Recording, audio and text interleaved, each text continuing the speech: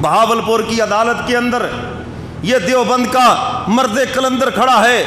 مولانا انور شاہ کشمیری رحمۃ اللہ علیہ، مقدمہ دارالعلوم دیوبند سے حضرت تشریف لاتے ہیں کہ ایک سنی بچی کا نکاح مرزئی سے نہیں ہو سکتا،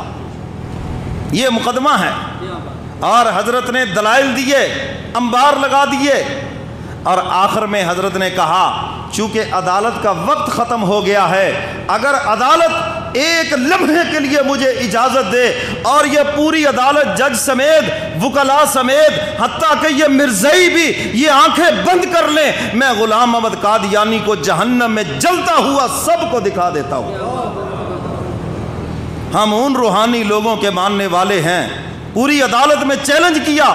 آج بھی اس کا ریکارڈ محفوظ ہے۔ اور انور شاہ کشمیری رحمۃ اللہ علیہ نے جب یہ بات کہی تو مرزئی کتابیں چھوڑ کے بھاگے وہاں سے، پھر انہوں نے کہا ہم اس کا کیسے مقابلہ کر سکتے ہیں؟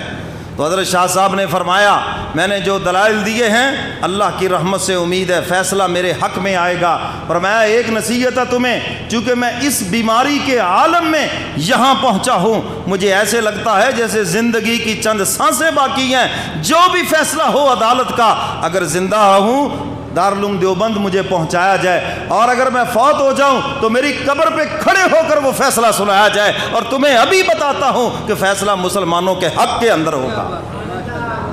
اور الحمدللہ فیصلہ ہوا مسلمانوں کے حق میں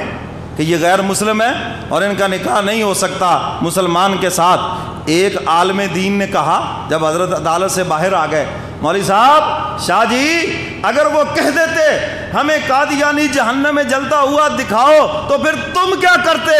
مولانا انور شاہ کشمیری رحمۃ اللہ علیہ فرماتے ہیں مولوی صاحب پاگل ہو گئے ہو، میں مولوی بن کر یہ دعویٰ نہیں کر رہا تھا، حضور کی ختم نبوت کا وکیل بن کے یہ دعویٰ کر رہا تھا۔